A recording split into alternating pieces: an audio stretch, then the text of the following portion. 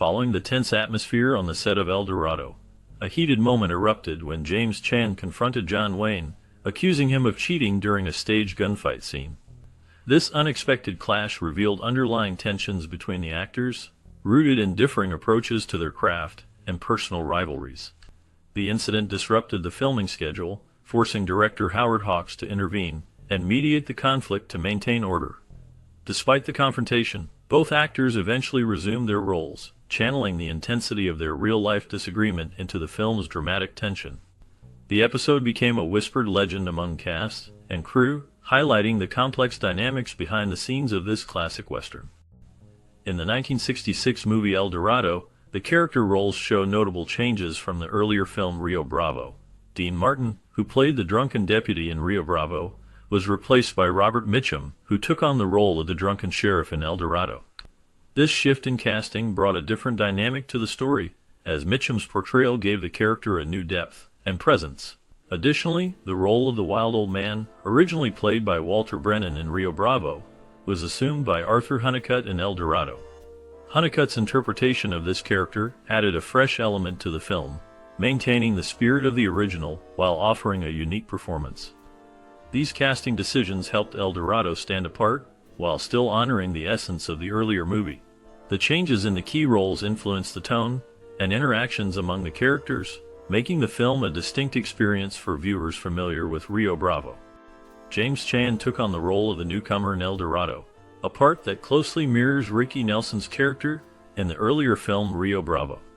This casting choice helped to bring a fresh dynamic to the story, as the newcomer often serves as an outsider learning the ropes and becoming part of the group.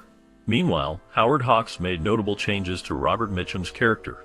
Originally, the sheriff was portrayed as weak and somewhat pathetic, but Hawks shifted the tone, turning him into a more comedic figure. This change added a lighter, more entertaining dimension to the movie, balancing the tension with humor.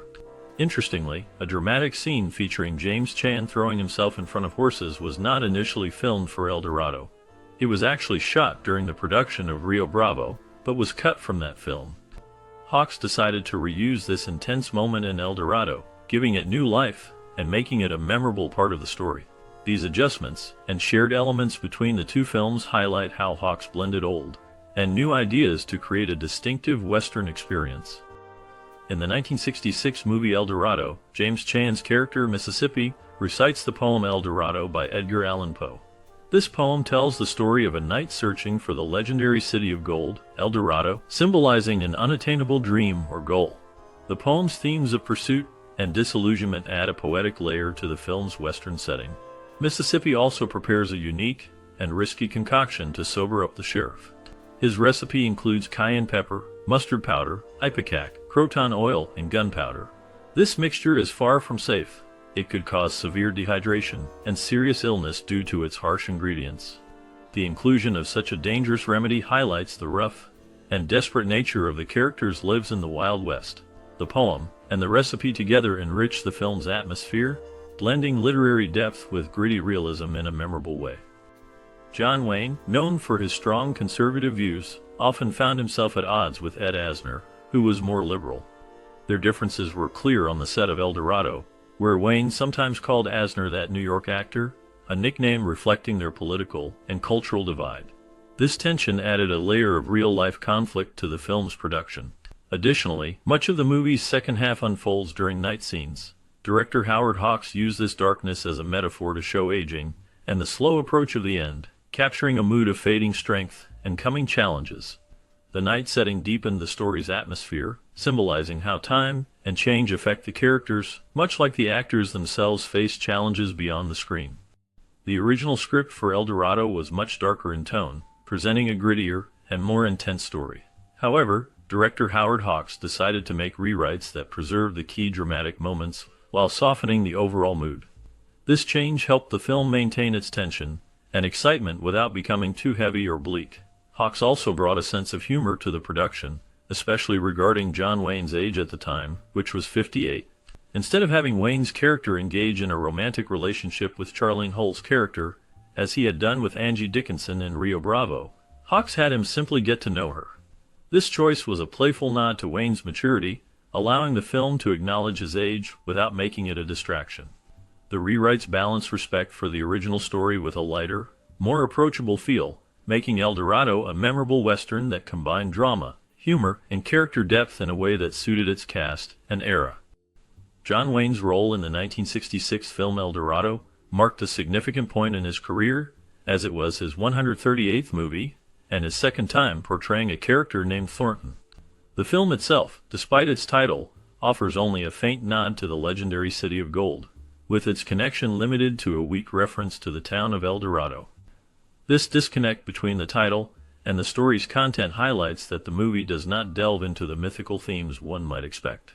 Instead, Wayne's character and the plot focus on different aspects, steering clear of the legendary treasure or the lore surrounding the name.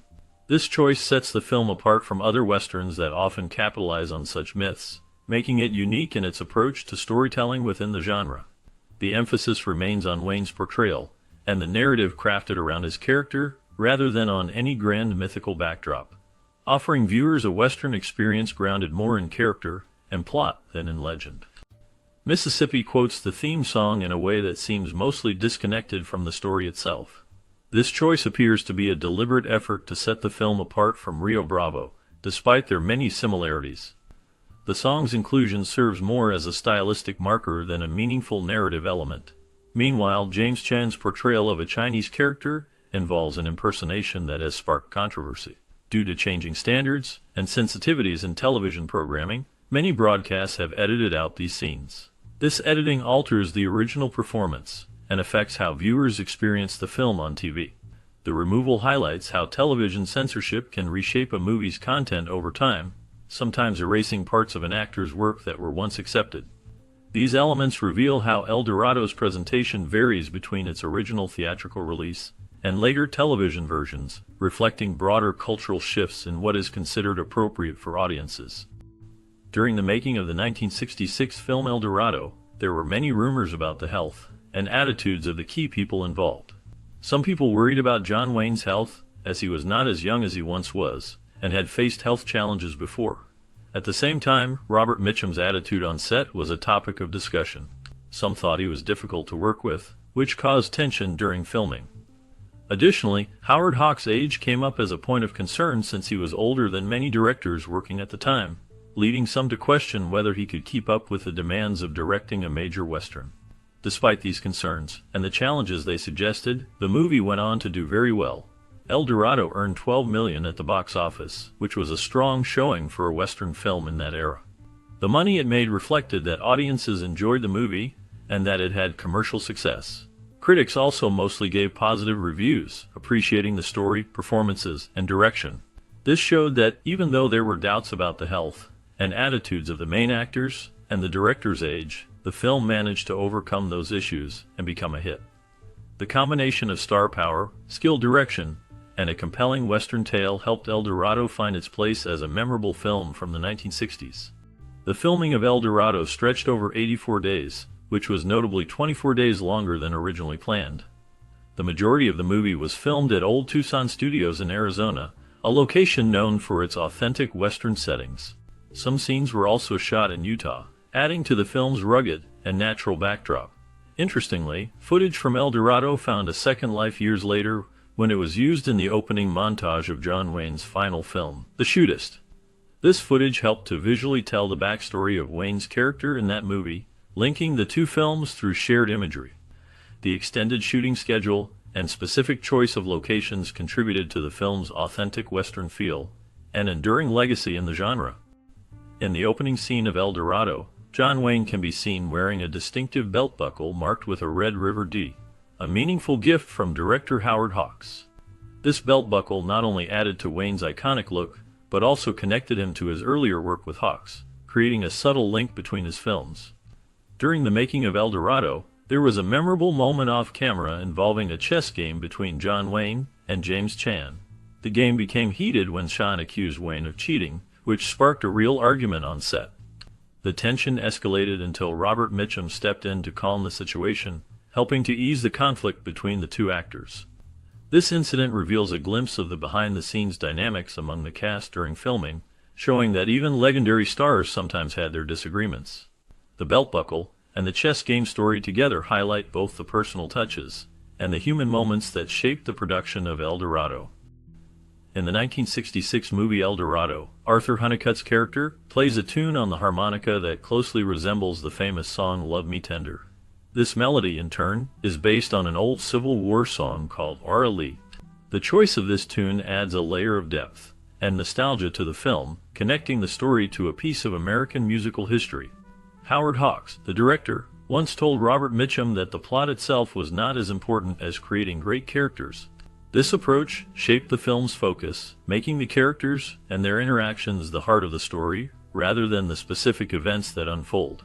The harmonica tune serves as a subtle but meaningful detail that enriches the atmosphere, highlighting how music can evoke feelings and memories without needing a complex storyline. It shows that sometimes the essence of a movie lies in the personalities and the small touches that bring them to life. El Dorado remains a beloved classic, continuing to receive high praise from critics and audiences alike. The film is especially admired for the strong performances delivered by its seasoned cast, who bring depth and charisma to their roles. The veteran actors' portrayals add a layer of authenticity and charm that resonates well with viewers, contributing to the movie's lasting appeal. Their skillful acting helps to create memorable characters that engage the audience throughout the story. This enduring admiration highlights the film's ability to connect across generations, maintaining its status as a standout Western. The combination of compelling performances and a well-crafted narrative ensures that El Dorado remains a favorite for those who appreciate timeless cinema. El Dorado, the 1966 Western, presents an intriguing blend of classic genre elements and distinctive directorial touches that continue to provoke a range of responses from viewers. At its core, the film carries the hallmarks of a traditional Western, featuring a plot that appeals to fans of the genre with its themes of loyalty, greed, and the interplay between youth and experience. The story unfolds in a small old-town setting, which some viewers find less convincing due to its overly pristine appearance, detracting somewhat from the immersion and authenticity that are often crucial to the Western atmosphere. This aspect, while a minor distraction for some, does not diminish the overall enjoyment for those who appreciate the genre staples and the film's narrative momentum. The performances by John Wayne and Robert Mitchum are widely praised and form the emotional backbone of the film. Their portrayals bring a depth and gravitas that elevate the material beyond a mere action western. Supporting characters also contribute significantly to the film's charm, with memorable figures like Bull and Mississippi adding texture and humor.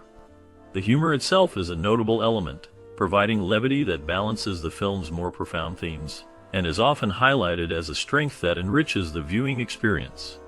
From a cinematic perspective, El Dorado is recognized for its craftsmanship, particularly in the hands of director Howard Hawks, whose seasoned approach imbues the film with a sense of wisdom and subtle complexity. While it may lack the artistic purity of filmmakers like Bresson, the ambition of Wells, or the humanity of Renoir, it compensates with a mature, layered exploration of its themes. The film's soundtrack by Nelson Riddle further enhances its heroic and nostalgic tone, complementing the visual storytelling and reinforcing the mood. However, opinions diverge when it comes to the film's standing in the broader cinematic landscape. Some regard it as a lesser remake of Rio Bravo, finding it inferior in comparison. Yet, others hold El Dorado in the highest esteem, considering it a personal favorite and a film that rewards repeated viewings with increasing depth and insight. This divergence underscores the film's unique position. It may not be a universally acclaimed masterpiece, but it resonates deeply with certain audiences who appreciate its blend of humor, thematic richness, and the seasoned artistry of its creators. In summary, El Dorado is a film that balances traditional Western elements with a nuanced exploration of complex themes, brought to life by strong performances and a thoughtful directorial hand. While its setting may occasionally feel less authentic, and its reputation varies among viewers, it remains a beloved film for many, offering a rich and rewarding experience that stands the test of time.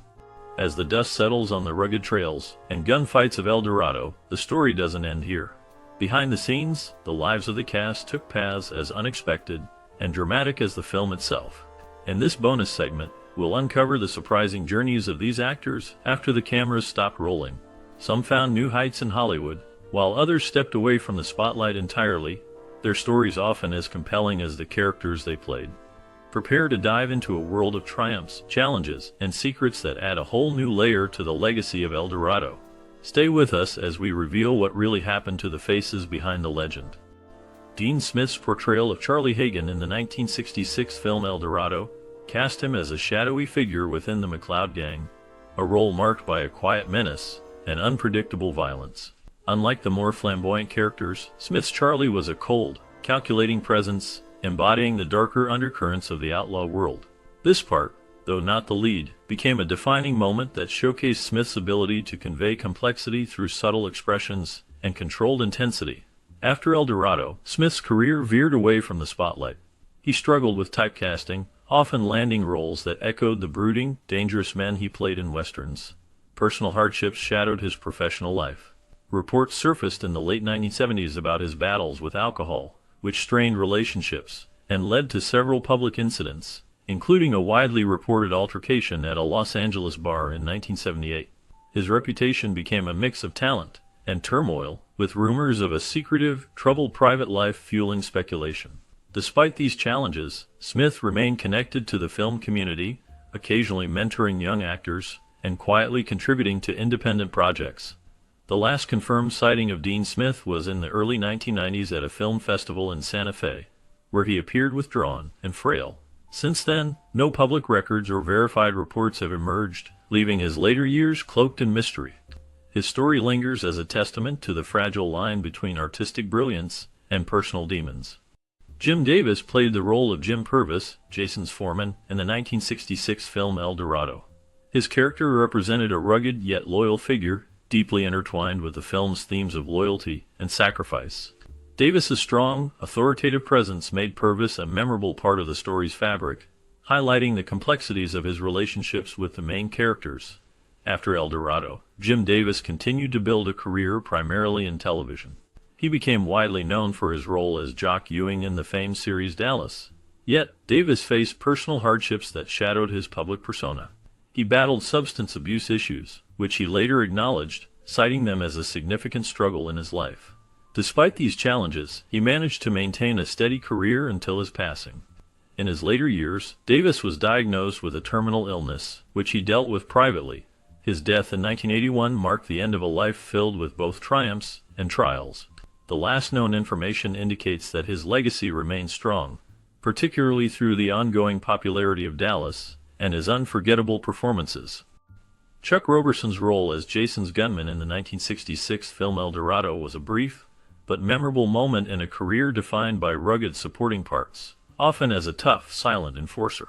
His presence added a layer of menace and authenticity to the Western atmosphere, embodying the gritty, shadowy figures that populated the genre. Beyond El Dorado, Roberson's life was a complex blend of Hollywood stunt work and personal struggles. Known primarily as a stuntman and occasional actor, he worked closely with legends like John Wayne, often doubling for him. However, his off-screen life was marked by hardship, including battles with alcoholism and financial instability that shadowed his later years. Despite his tough exterior, Roberson's personal story reveals the toll of a career spent in the background, rarely receiving the spotlight or the fortune it might have brought. His later years are shrouded in relative obscurity, with little public information available, reflecting a quiet retreat from the industry that once defined him. The last known details suggest a man who faded from public view, leaving behind a legacy etched in the rugged Western roles he inhabited. Paul Fick's portrayal of Dr. Miller in the 1966 film El Dorado is a quiet yet pivotal presence, embodying a man of knowledge and calm amidst chaos. His character's subtle authority and measured demeanor contrast with the film's rugged tensions, showcasing Fick's skill in bringing depth to smaller roles. Beyond this, Fick's career spanned over 5 decades, marked by steady work in westerns and television, often as a reliable character actor rather than a star. His life off-screen was shadowed by personal struggles, including battles with health and the pressures of typecasting in Hollywood's golden age. Notably, Fick was a mentor to younger actors, including John Wayne, which reflects a complex legacy mixing loyalty with the harsh realities of the industry. Reports suggest he faced periods of isolation in later years, retreating from public life. The last known records indicate he passed away in 1983, leaving behind a legacy wrapped in the mystery of a hard-working actor who never quite escaped the background, but quietly shaped the fabric of American Western cinema. Christopher George's portrayal of Nelson McLeod in the 1966 film El Dorado stands out as a portrayal of a tough, gritty character whose presence added depth to the film's rugged atmosphere. George brought a raw intensity to Nels, crafting a figure who was both menacing and complex, embodying the darker side of the Old West. After El Dorado, George's career saw a steady rise in television and film, marked by roles in series like The Rat Patrol and films such as Airport 1975. His life off-screen, however, was shadowed by personal struggles. George battled with health issues, including a heart condition that would ultimately claim his life at the relatively young age of 52. Rumors of a turbulent personal life persisted, but he remained largely private about these hardships. Despite these challenges, George maintained a steady presence in Hollywood, respected for his rugged charisma. The last known details of his life paint a picture of a man who, while successful, was haunted by the physical toll of his lifestyle and the pressures of fame. His legacy endures in the memorable characters he brought to life, including the enigmatic Nelson McLeod. In the 1966 film El Dorado, Robert Mitchum portrays Sheriff J.P. Hara, a complex character battling his own demons amid the chaos of a lawless town. Hara is a deeply flawed figure, struggling with alcoholism while maintaining a sense of duty and moral integrity. Mitchum's performance captures the character's inner turmoil, highlighting the somber toll of responsibility in a violent environment. The role reflected Mitchum's penchant for playing troubled anti-heroes, showcasing his range and depth as an actor. Mitchum's career was not without scandal. Known for his tough guy persona, he faced legal troubles, including a notable arrest in 1948 for marijuana possession, leading to a brief prison sentence. His off-screen life mirrored the shades of his characters, with heavy drinking and tumultuous relationships affecting his family life. Despite these challenges, Mitchum's career flourished, with iconic roles in films like Out of the Past and Midnight Run. Later in life, Mitchum dealt with health issues and the death of his son, James, in a car accident in 1991. He remained a respected figure in Hollywood until his passing in 1997, leaving behind a legacy marked by both brilliance and tragedy. His last movie, the 1991 film This World, Then the Fireworks, was a reminder of his enduring talent. As of now, his work continues to be celebrated and studied, preserving his mysterious and dark persona in film history. William Henry's portrayal of Sheriff Draper in the 1966 film El Dorado marked one of his final notable roles, delivering a stoic and commanding presence that underscored the film's tense atmosphere. Draper's character was a man burdened with the weight of law and order in a chaotic world, a role Henry inhabited with a quiet intensity that hinted at deeper struggles beneath the surface. After El Dorado, Henry's career waned, with fewer screen appearances and a gradual retreat from the spotlight. His personal life, however, was marked by shadows.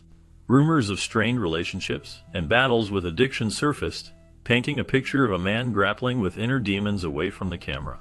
Despite occasional attempts at comebacks, Henry remained largely out of public view, his later years shrouded in mystery. The last confirmed reports place him living in relative obscurity, far from the glamour of Hollywood, with no public engagements or interviews.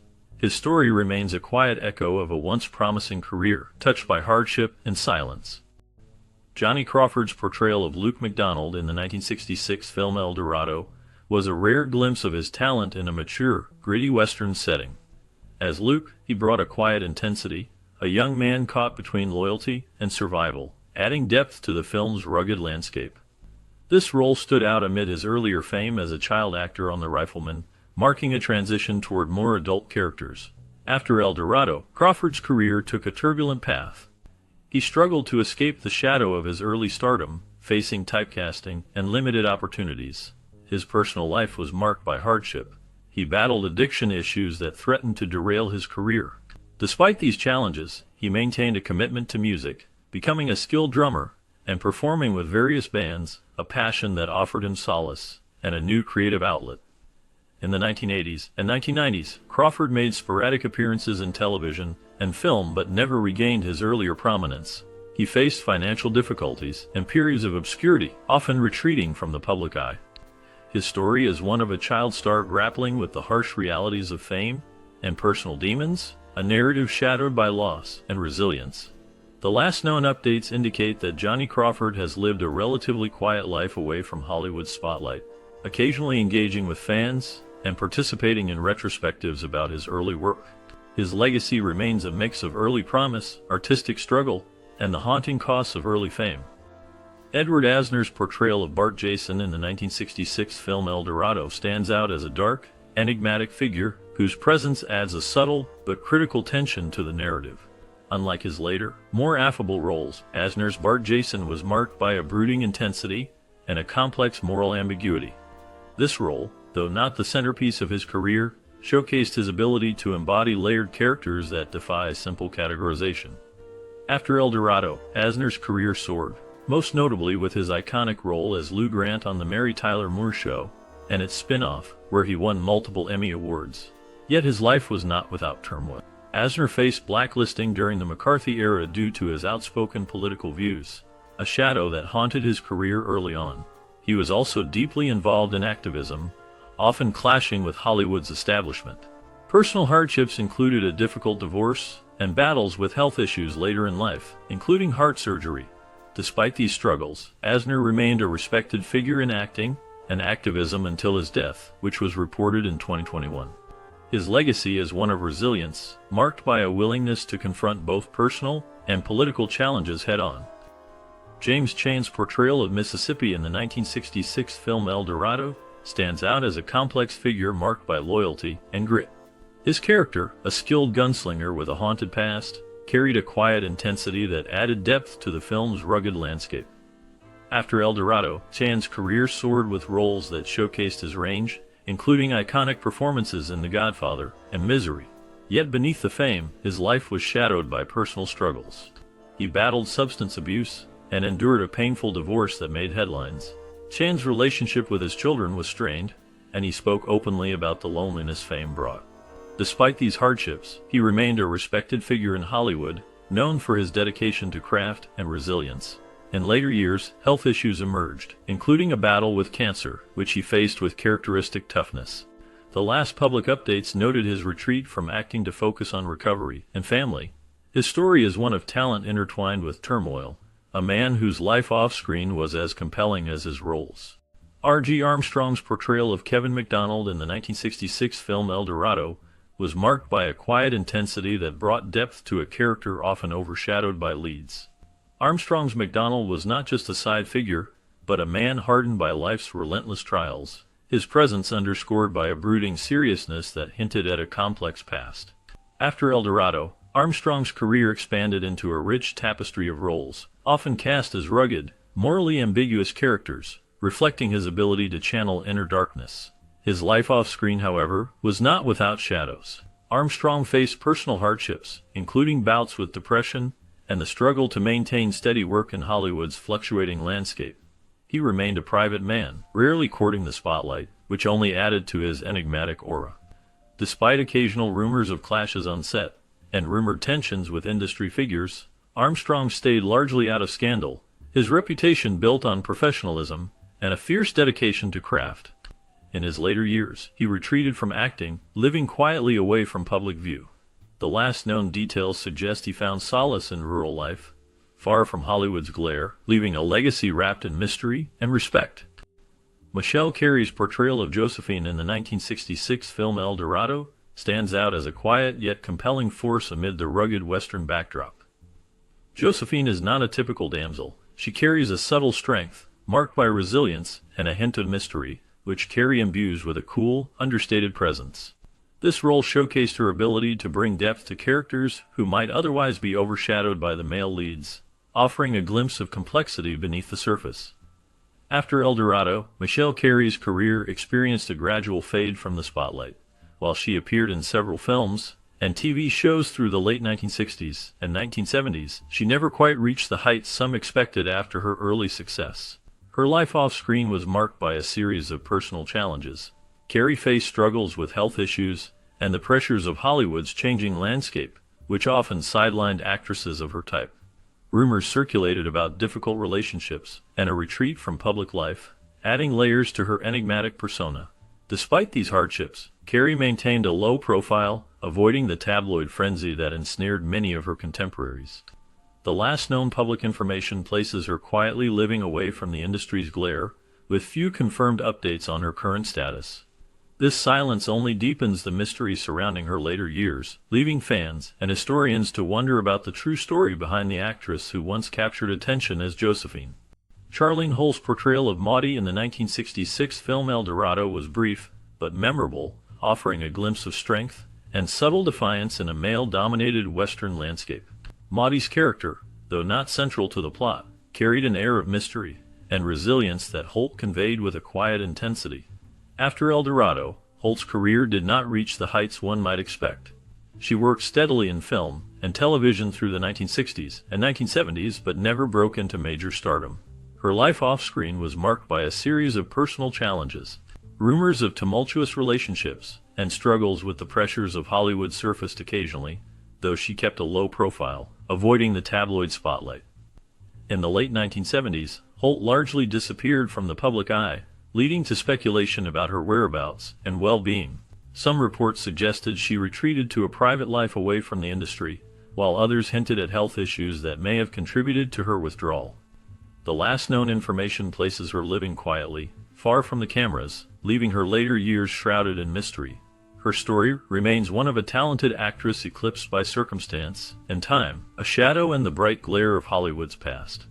John Wayne's portrayal of Cole Thornton in the 1966 film El Dorado stands as a testament to his enduring screen presence and rugged charisma.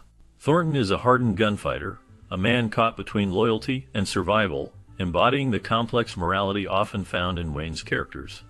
This role came at a time when Wayne was already an established icon of the Western genre, yet it showed a grittier, more world-weary side of him, hinting at the personal struggles beneath the surface of his public persona. After El Dorado, Wayne's career continued to flourish with notable films, but his life was marked by significant hardships. He battled lung cancer, a fight that was kept largely private during his lifetime. His health issues were compounded by a serious motorcycle accident in 1964, which left him with chronic pain and limited mobility. Despite these challenges, he remained a dedicated actor and a symbol of American masculinity, though his off-screen life was shadowed by controversies, including accusations of racism and political conservatism that sparked public debate. Wayne's personal relationships were turbulent, marked by 4 marriages and a reputation for being both charismatic and difficult. His political activism, especially his outspoken support for the Vietnam War, alienated many while solidifying his status among his supporters. In his final years, he retreated somewhat from the public eye, focusing on family and his legacy. John Wayne passed away in 1979, leaving behind a complex legacy that continues to provoke admiration and criticism. His life story is a mix of triumph, pain, and contradiction, reflecting the very characters he portrayed on screen. El Dorado remains a timeless piece of cinema that captured the spirit of the Old West, while showcasing the talents of its iconic cast. John Wayne, who faced health struggles during filming, still delivered a performance full of grit and charm. Robert Mitchum, known for his laid-back style, balanced his career with personal challenges, including battles with addiction, yet brought depth to his role as a loyal friend. The film's blend of action, humor, and camaraderie has kept it alive in the hearts of many. Did you watch El Dorado as a child or with family? What memories does it bring back for you? Maybe it reminds you of simpler times or sparked your love for Westerns. We'd love to hear your stories and reflections, so please share them in the comments below. Your memories keep the legacy of this classic film alive.